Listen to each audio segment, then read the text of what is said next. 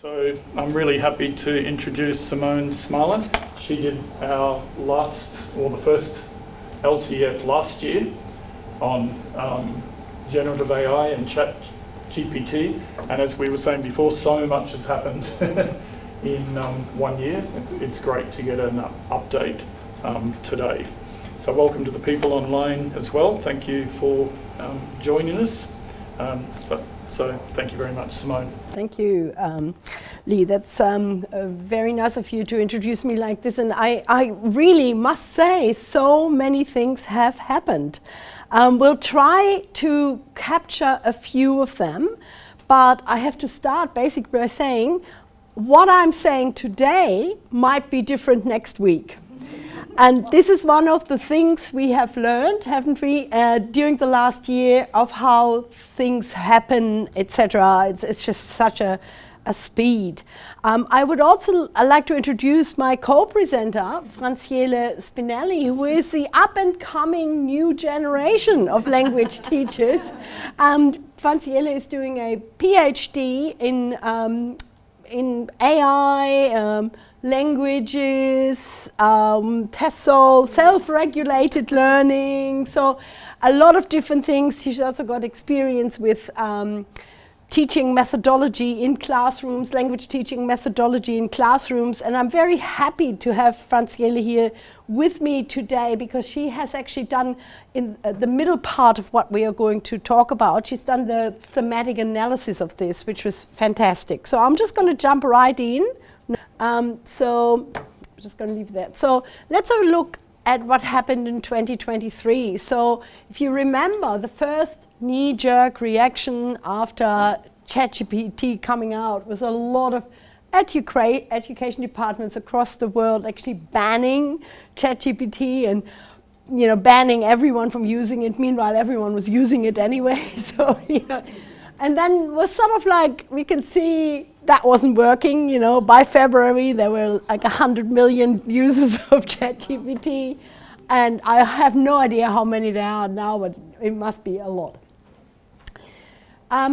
Already in March, we had the next model of the large language model underlying ChatGPT, GPT-4, and that is of course the much more advanced model. And then a little bit later in the year, we see that education departments all over the world are starting to come on board and actually develop frameworks, the start of frameworks. For example, the Australian education ministers approved the Australian framework for generative artificial intelligence in schools in October. There were also things released, this is an American one, but there were specific guidances now released for teachers. It's starting to become more formal.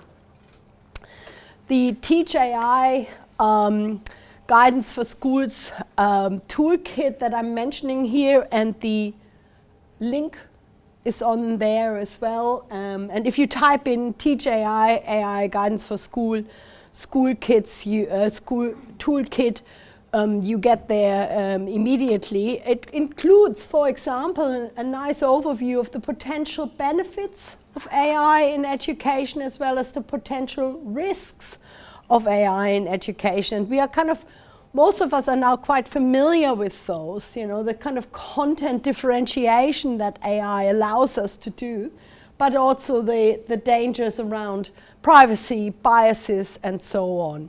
So this is something, if you're interested in this particular, in sort of getting a bit more guidance as a teacher around how to use AI, I would recommend going to this website. It's quite a long website with links, etc., etc. It'll take you a while to read it all. The other thing that will become part, I think, of our world a lot more is the Australian framework for generative artificial intelligence in schools. This has been released or approved, as I said, in October last year, but now is the time where schools, education departments, etc., are actually trying this out. How can this work in schools? How do teachers use this framework, what needs to be improved, is it actually useful, what is not useful, and so on. So there's a lot here. Again, we're not going through everything, but the idea that there are frameworks given out by education departments, like by policy makers, by governments, that has actually now started in earnest. And I think this year, what will start in earnest is the way it will be embraced as part of the normal school toolkit that we will all be using for the next forever, really. There's no turning back now. It's there. Okay, so interestingly enough, there was also research starting to happen. And one of the things last December that came out was a research study by Stanford University, a very prestigious university, found that AI tools have not boosted the overall cheating rates in high schools in the US, despite the widespread fears in the beginning of the year as schools, administrators, and educators grappled with the new AI tools. If you're interested in this study and to see what actually happened, here's the link that gives you a bit more information about something that we expected and that didn't actually happen. Okay, what are we up to now? February 2024. Sorry, that was it's blocked out, but it says February 2024. So this is where we are at now. One of the latest things that has just come out, OpenAI announces Sora. Has anybody heard of Sora? Yep. Sora is able to generate complex scenes with multiple characters, specific types of motion, and accurate details of the subject and background. The AI model understands not only what the user has asked for it in the prompt, but also how these things exist in the physical world. Would you like to see an example of that?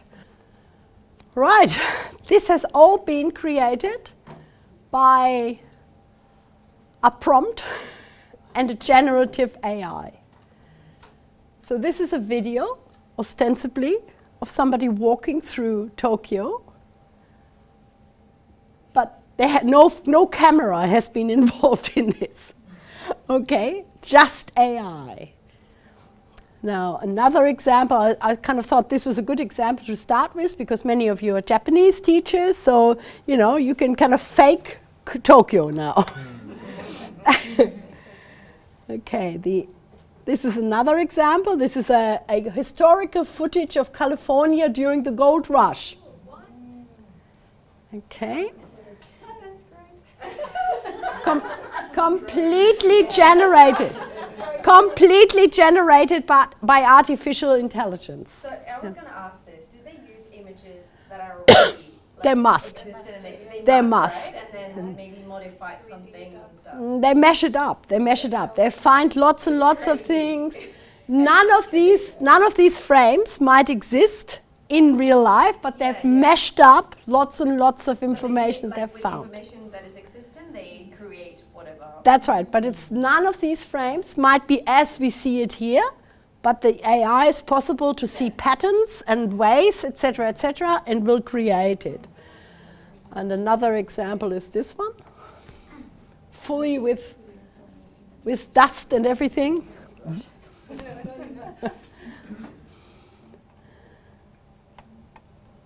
All AI created. Special effects are going to go down. Yeah, special effects, CGI. Yeah. And this is somebody going through the gallery. And I'm just going to go, somebody running. Yeah, wrong way around.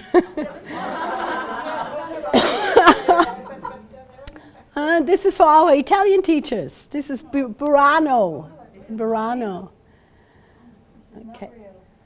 No, it is not real. This one was the one that got most criticism, because if you can see, we'll start again from the beginning in a second, but the dog actually walks through an open shutter. So yeah, like it's aha, it's like. So this is just an example of how far AI, Gen AI, has moved within, thank you, thanks very much, Jen, has moved within 1 year. As I said, Sora is not yet available, but it will be available, and it kind of puts the question to us as language teachers of what we might be able to do with it. So what might this mean for language teachers? We could consider maybe pedagogical uses. It could visualize all kinds of curricular content. Could be a new way for students to be creative.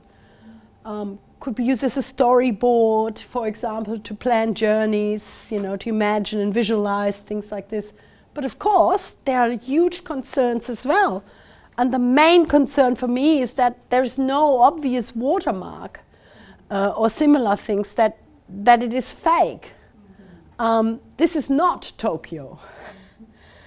This is taken from lots of pictures in Tokyo, but it's not an actual film. There is of huge potential for bias because it meshes up lots of things that are around, and whatever is put forward in the internet most, it will pick. So it will pick things which are maybe a bit biased. Of course, we are all now aware of the danger of deep fakes as well, and we'll probably get a lot of that in the lead up to the American election. You know, that's going to be interesting, what's going to happen there. And it could be used for manipulation of visual images to influence people in general. So there are real ethical concerns, but there are potentially also amazing things we can do with this in our language classes. You know, in the absence of being able to just travel to Japan every month, you know, we could maybe create things, etc., etc. So I just put this out there as an example, okay? I'm not saying this is the only thing. There are so many things, but this is the hottest thing that has been talked about in the last months, the Sora, OpenAI Sora. If you are interested in finding out what kind of apps there are, okay, take a deep breath, there are thousands, okay? There is absolutely no way for me to be able to present them here all, but what I thought I'll give you is Joe Dale's Facebook page, which I really like because it's a Facebook page dedicated to language teaching with AI. And he posts something every day and another app and another this, etc., etc. But watch out. While in the beginning, a lot of things last year were free, this is now, for example, a paid event. So this is coming up. And I thought I'll show it to you, give him a bit of free advertisement, but this is 44 British pounds. For 90 minutes. Oh. Yeah. So be careful when you see these things. People were in a mode of sharing in the first instance last year, but now a lot of people have commercialized it and are quite keen to monetize it too.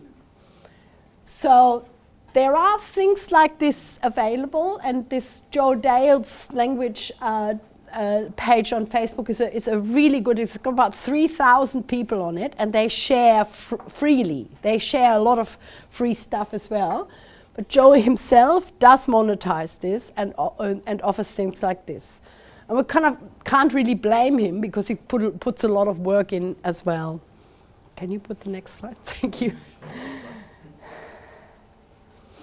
And there's another similar page on Facebook as well. A site, you know, one of those group sites. It's called Artificial Intelligence in the World Language Classroom. Again, Joe Dale is on there and is also very active on that one. But this is a slightly different one. I think this is American. And Joe is, I think, British. And I just thought I'll give you one particular example that a lot of people have found to be particularly useful in the languages classroom, and that's called Mizu. Mizu. AI chatbot to tutor, blah, blah, blah, in 50 different languages. Again, this is still free. Okay, so you can use it for free. You can create an account for free, and you can start making chatbots. If you click on Watch Demo, the example given is not a language example, but it shows you how you can create an interactive dialogic chatbot that could be used in any language, and where you could ask students, for example, to write about their day, something simple like this. And this website, this Mizu website, then has capabilities to mark and grade the student outcomes as well. So there's a lot, whoops. Where did that come from? I don't know. So there's a lot of, there are a lot of examples like this, but this is a particularly good one in the languages space for chatbots. If you're just looking for something broader, there's things like Magic AI, magicschool.ai, which is which a lot of teachers use to plan lessons and write rubrics and things like this. So there's a lot of different things. And again, what I just said beforehand, watch out. Some of it is still free, but a lot of it is now also monetized and will ask you, or you get a free version, and then you pay for a better version. You have to pay. So this didn't take long to completely take off in a commercial sense, of course. And the other thing that has happened in the last year is the development of more large language models. So the first one, the ChatGPT, which was from OpenAI, is now only one of many. ChatGPT is still free for in the 3.5 version, but if you actually want to use it creatively for your lesson planning and rubric writing and things like this, I would suggest you need GPT-4. I've got GPT-4 now. It costs me about $29 a month, but it's an investment, and I reckon I can probably tax deduct it, but I'm not promising this, but I will try. Gemini is the next one. It's also a free one from Google. Claude 3 is meant to be very good because the data is very well protected. Copilot is the Microsoft one. It's also free. And then you've got things like Pi and Chat-On, which are apps that you can use on your phone. I'll just show you quickly. So literally, Pi, I did today. I just thought I'll try it out. I'll see what Pi can do for me. And so it looks like this. PI, a green little a beige thing with a green PI, so Pi. And I thought, okay, I'm just gonna see how it can maybe help me with language learning. And after a few prompts, it came up with a really good little activity of a word association game. And that was me literally just trying it out on my phone. Word association, primavera, floresta, dia, cumpleaños, Risa is trying to do it in Spanish, etc., etc. So this is it. Pi was able to jump from, I first tried it in German, which is my first language, so I knew if it was wrong or not. Then I tried it in French, which I'm quite okay with, so I can still and then I tried it in Spanish, which I'm shaky, but and in all of those languages, it did very well. I haven't tried it in any scripted languages that are using other scripts, but this is just one of those apps that you can have on your phone for free that does the kind of activities that you could just try out. A lot of them are now multilingual. So try out Pi. Pi is well known to be dialogic. So it's very dialogic. It feels as if you're really talking to somebody else, but careful, you're not. Obviously, you're not talking to anyone there. You know how that works, don't you? The the LLMs, the large language models, they are not intelligent. They literally just predict from trillions of data what the next word might be. So it is misleading to call them artificial intelligence, because they actually, what they can do is do prediction really well, but they don't know what they're saying. So that's just one thing. And the other one is that I pay for, again, you might want to kind of decide that. It's called Chat On, looks like this. Chat On, and what this does, for example, you can take a photo of a complete page with text. It will recognize that text immediately. It will summarize it. You can have it spoken back to you, and all of that within 2 seconds. So one of the biggest development is text to speech, speech to text, and speech to speech. So you can speak something into a lot of these apps, and they speak it back to you in Italian or in French or whatever. So and translation, machine translation. So these are a couple of things I just mentioned that I use quite often, but this one is free and this one costs something. Next one. And now we're coming to a study that actually shows us how teachers have used it. How have teachers used ChatGPT over the last year? What do we know about that? Well, have a look. Let's have a look. We actually talked to, can I have the next one? Thanks. So we talked to quite a number of teachers. This is just a kind of whole thing. So this is, Francine and myself, and Peter Crosswaith is the other person who was involved in this. And we interviewed, we don't really need that. Next one. So we interviewed and collected prompts from about, where is it? Okay. So that I don't have to tell you every time, you know. We interviewed and collected prompts from about 38 teachers, 38, was it 38, from these schools.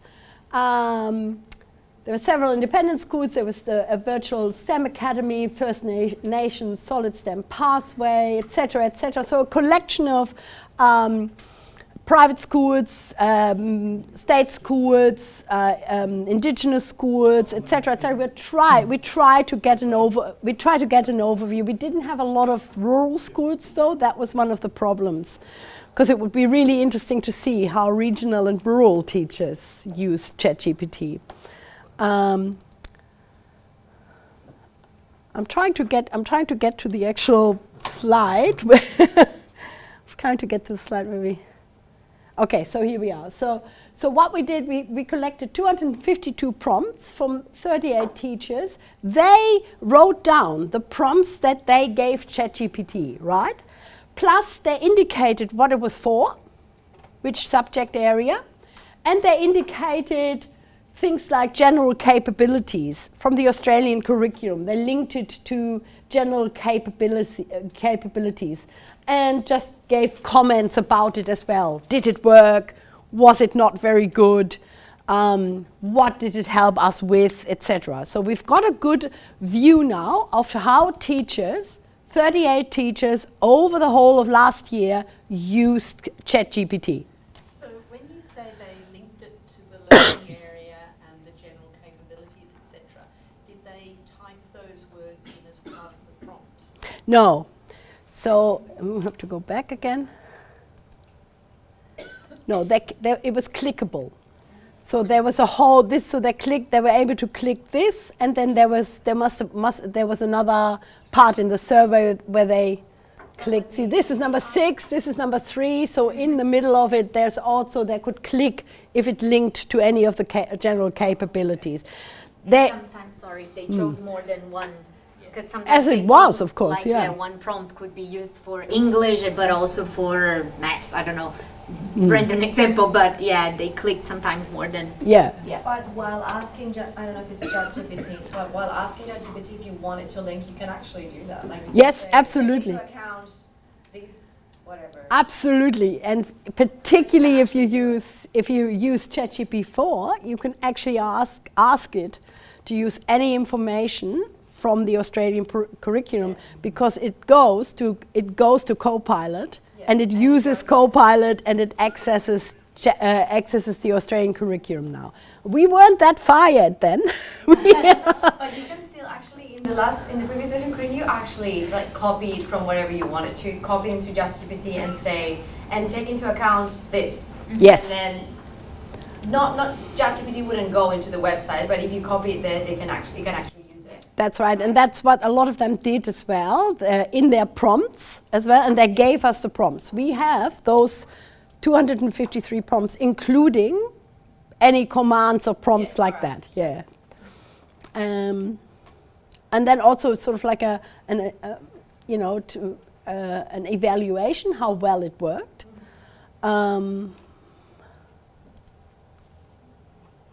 And then I'll hand over to because that analysis was done by Franciette. Okay, so I'll show you a little bit about those prompts. So what we did is after we collected all of those prompts, I did a thematic analysis of them, and we identified 6 different functions of this prompt. So I'm going to briefly talk about each of these functions and show you some examples. I think the examples might be quite useful for you if you want to try it out. So the most recurrent type of prompts that we found in our data sets were prompts for educational or instructional tasks. So teachers wrote those prompts to ask generative AI. ChatGPT was the mainly one used, but they also used other tools such as the one you showed, PI, and also I think the one for PDF chat. So they used some other tools, but ChatGPT was the main one. So for this type of prompts, so they asked the tool to help them design questions, design lesson plans, activity, worksheets, and you can see here 2 examples. So for example, generate a series of lessons using this book and then link to the Australian curriculum. Create a word search for this text or for this book. So as Simone was mentioning, if you're using the free version, for example, of ChatGPT, you will have to input the text. So they will not have access to these books, for example. But if you're using the paid version, they probably have access to that. Yeah, then you would need to check, but they have access to lots of things. Then the next category of prompts was for creativity enhancement. So teachers prompted the tool to help them create sample text or sample sentences, getting initial ideas for lessons, for topics to talk to you about with their students, and also to search for other resources. And I love this example. I think it's quite useful. So this teacher, he wrote, so I'm doing a grammar lesson where students will need to combine and punctuate 3 to 4 simple sentences using conjunctions, relative clauses, etc. And the sentences need to be about natural disasters. So the teacher is giving one example of a simple sentence and then an example of a punctuated sentence. And then is asking ChatGPT to provide with some other examples. So he didn't need to create the sentences on his own. Then the next use of prompts was for defining or explaining concepts. So to help teachers explain text, writing descriptions, summarizing text. And even though this was not very common, but a few teachers used ChatGPT to help them create slides, which is quite good and quite fascinating. You know, it can help a lot. And you have an example here. So provide a list of possible rhetorical devices, their definitions, and also examples, which I think is very useful for language teaching, because we usually have to create lots of those lists, and generative AI could help us do that in seconds. Then another theme that I think is quite relevant for language teachers is differentiation. So the teachers that were part of our study, they used these prompts to help them create activities or explain concepts in a more tailored way for a specific cohort of students, or also simplify a text, like the example that we have here. So for example, they had like year 9 students, but some students were not still in that reading level. So they asked ChatGPT to simplify the text that they gave to make it more accessible to those students. And I think for language teachers, this would be quite helpful because sometimes, you know, we have beginner level or intermediate level, we have a text, and we might prompt generative AI to help us simplify that text to become more accessible.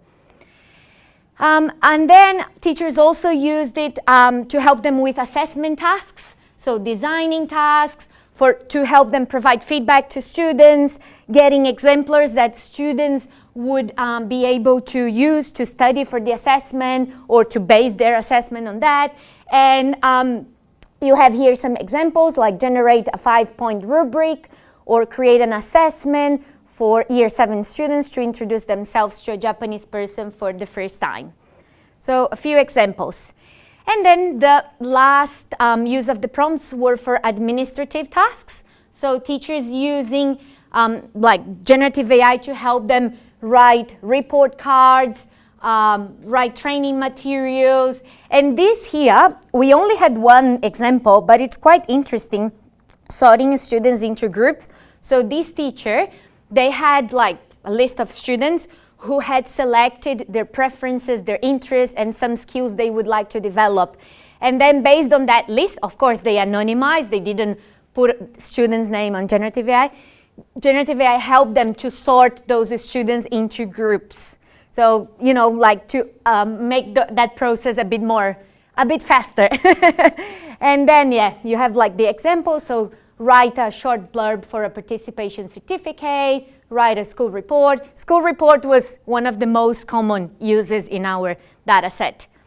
So all of these prompts that I showed you so far were the prompts that the teachers rated as good, as helpful. And then there were, within our data set, there were 19 prompts that the teachers rated as pedagogically poor. So it means that the outcome that they got out of it was not good, was not what they were expecting. And when we analyze those prompts, of course, unfortunately not many, but we can see 3 main reasons why these prompts didn't work. Because they were too vague, ambiguous, or broad. They were asking too many things at the same time, or they were expecting things from generative AI that the tool was not capable of. And I think this is quite important because even though the models have evolved a lot since we interviewed and we got these prompts from the teachers, we still need to write good prompts to get good outcomes.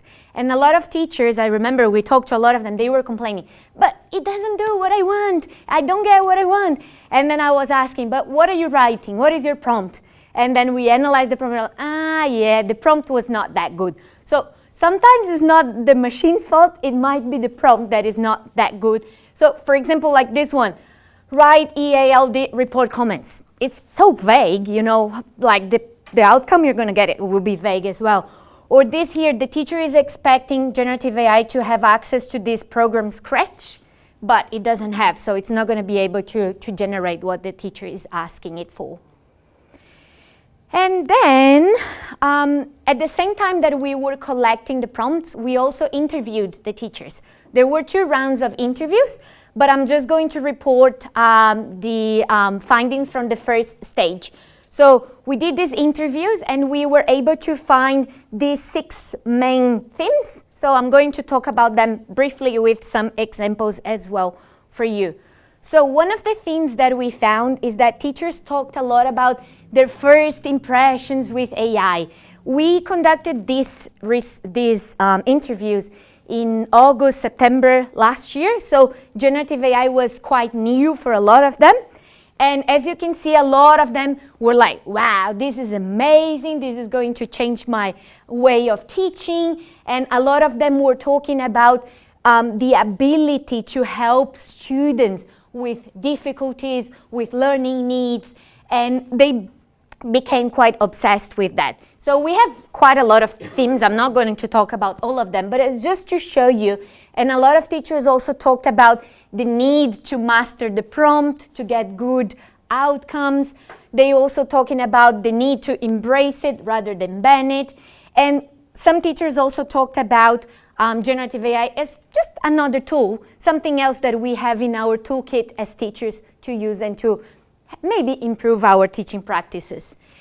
Then they also talked about student reactions. So I really like this quote because the teacher is comparing using generative AI to kids getting a new toy.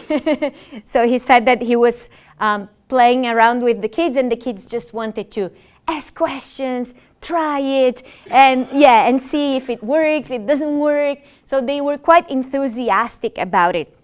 And at that time, at this time last year, there were still quite a few students unaware of it.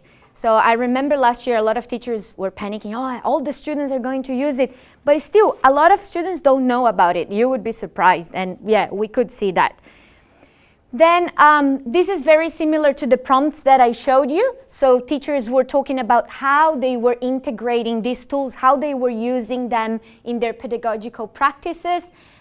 So, using for assessment tasks, for language use and formatting, administrative tasks, helping them with boring things like replying emails, and so on. Then in terms of benefits, most of the teachers that we interviewed, they were saying that, wow, this is a time saver tool, these are time saver tools. And they also talked about these tools helping them getting different ideas, broadening their perspectives. Also, as I showed you before, they talked a lot about the ability to modify questions, modify texts, and accommodate learning materials to student needs. So really using it for those things. And of course, teachers also talked a lot about concerns that they had and some challenges they experienced with those tools. There are heaps of challenges and concerns, but I think the main one, and again, even though the models keep evolving, keep improving, we still see a lot of inaccuracies and biases. And this teacher is talking about the fact that the knowledge piece that these tools generate, sometimes teachers assume it's right, it's correct, and it might not be. And also, for example, if you've used or you tried ChatGPT, the spelling, so it's all like American English, and also the way some phrases might be a bit different from how we use here in Australia or in other English-speaking countries. So very important to have a look at that and to always be critical at the output that is generated. And finally, teachers talked about the support they need to embrace those tools and to effectively implement them in their teaching practices. So they talked a lot about the need for professional development, hands-on resources, clear policies, higher up support. And as you can see in the quote, this teacher is saying that schools need to have clear policy and procedures around how to use it. We've got a few since then, but not all the schools have a policy.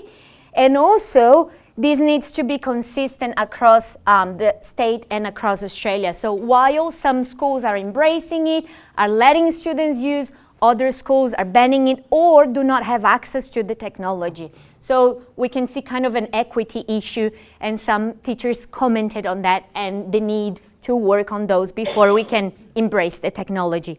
So I think that's all from my part. So these are just the next steps of our project. Yeah, so in our world, like where Francielle and I kind of operate, it's a lot is about research and trying to find out how this actually works and how teachers are actually using it and what is actually beneficial. So we really want to find out in detail. So the next steps really for us is we've submitted a Horizon grant. That's one of those grants that the education department puts out. We're also really interested in, I said that in the beginning, on how that national AI framework is actually going to be embraced implemented? Is the QCAA going to come on board, etc., etc.? Those are the sort of broader questions. But before I bore you completely, let's go to the kind of weird and wonderful world this has created. Let's go to the next slide. Okay, are we ready? Are we all ready for the weird and wonderful world of AI? Okay. मैं अन्य भाषाओं को भी आजमाऊंगा, लेकिन मैं हिंदी से शुरू करूंगा क्योंकि मुझे अपने आप को हिंदी बोलते सुनना है। मेरे लिए ये नई चीज है। मैंने जर्मन और फ्रेंच बोलते हुए सुना है, लेकिन हिंदी बोलते हुए नहीं सुना है। चलो कोशिश करती हूँ। That's me. I'm not a Hindi speaker, but I'm speaking Hindi here fluently, aren't I? So this is incredible, exactly. So what it actually is,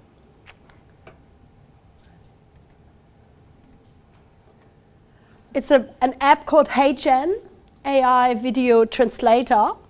I am not a Hindi speaker, but AI HeyGen has a translation mode from and into 27 languages. This includes all languages that you are teaching.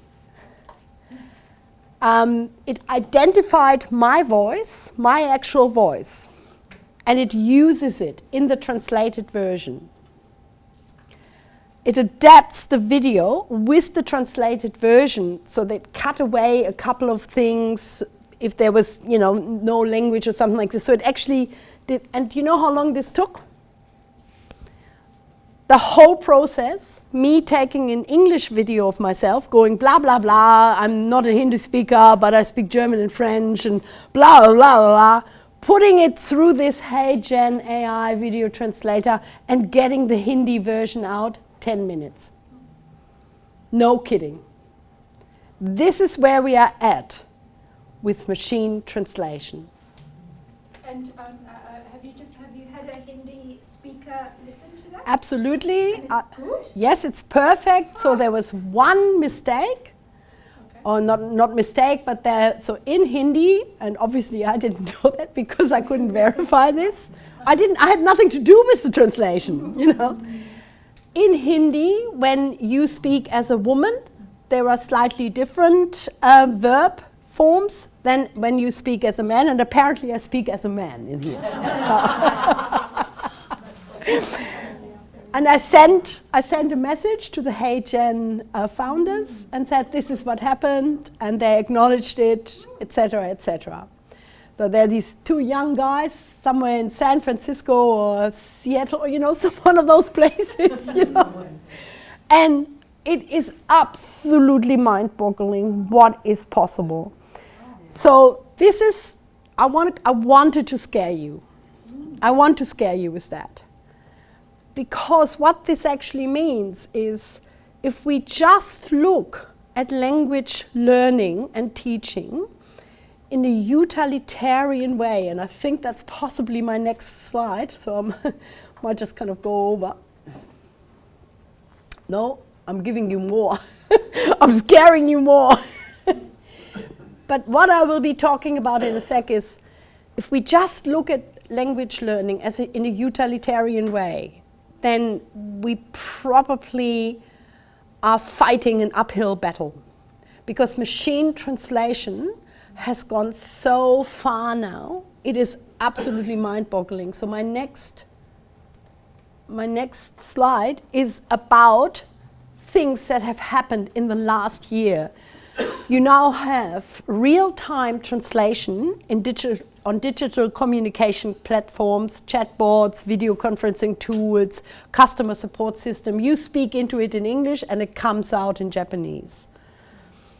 And so on, it goes both ways. You have multimodal machine translation, meaning it integrates data types such as text, audio, and visual elements, and leverages this data for better translation, used, for example, in media, gaming, films, and so on.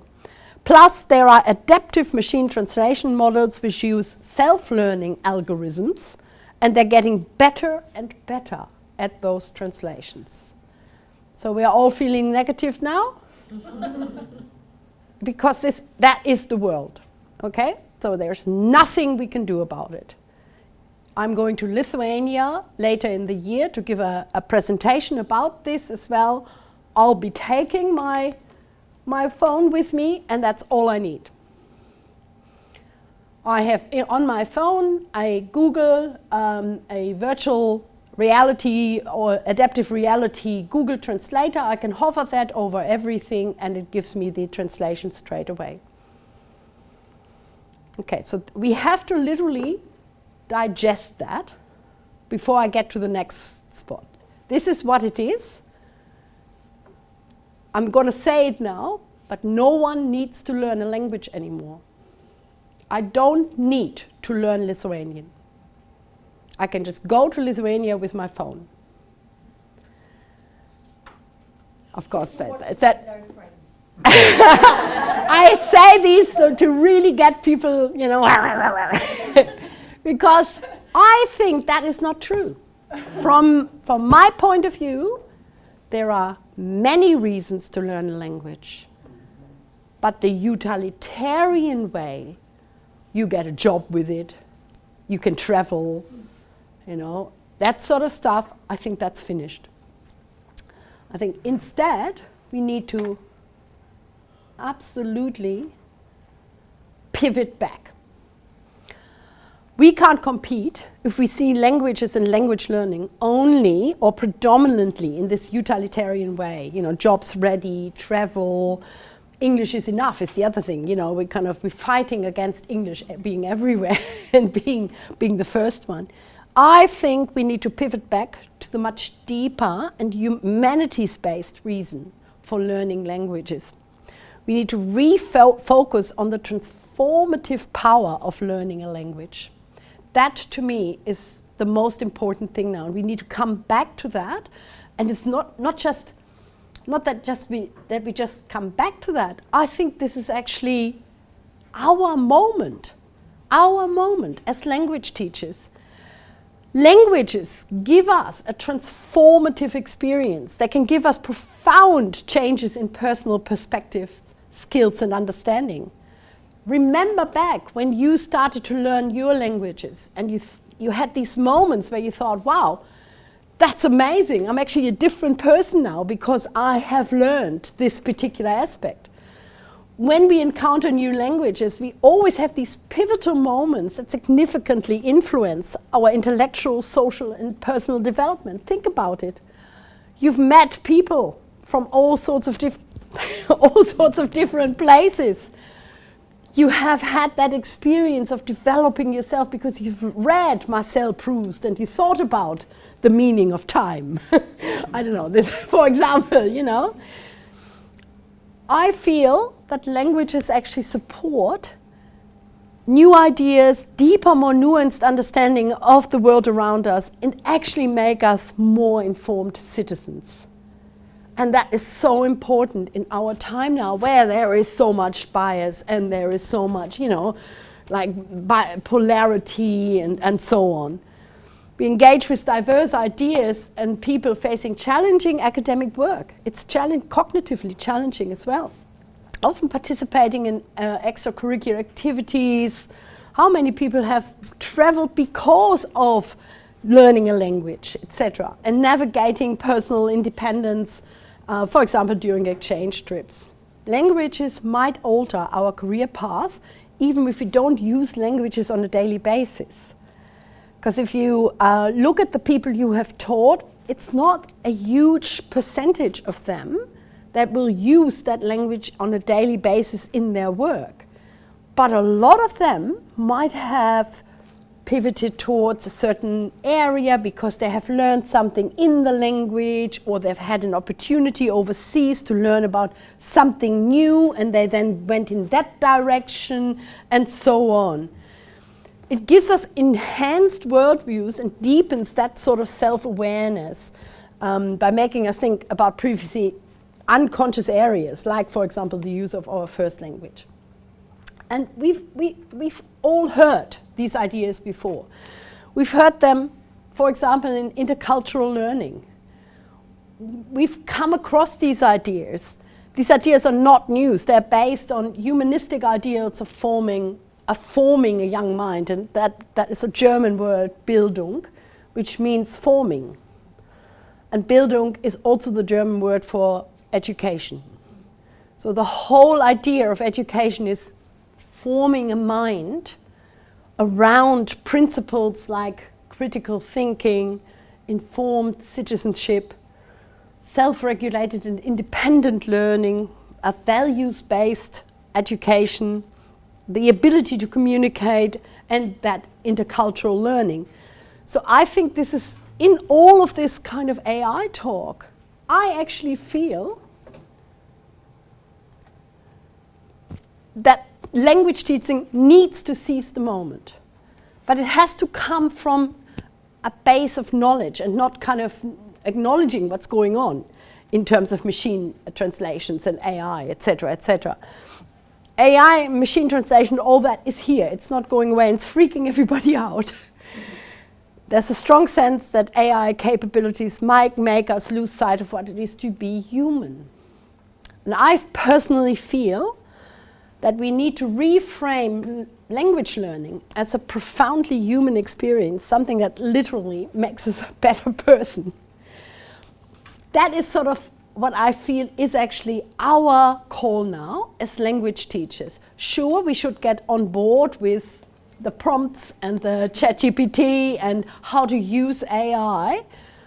But for language teachers in particular, there is this looming thing that machine translation has incredibly moved forward, and that we have to take this on board, because people will say that I don't need to learn language anymore. They will say that to us, and I think we need to have an answer. We need to kind of speak back within the framework of knowing what's going on. And I think that is all I had to say, and I'm opening it now to questions for both me and Franciele.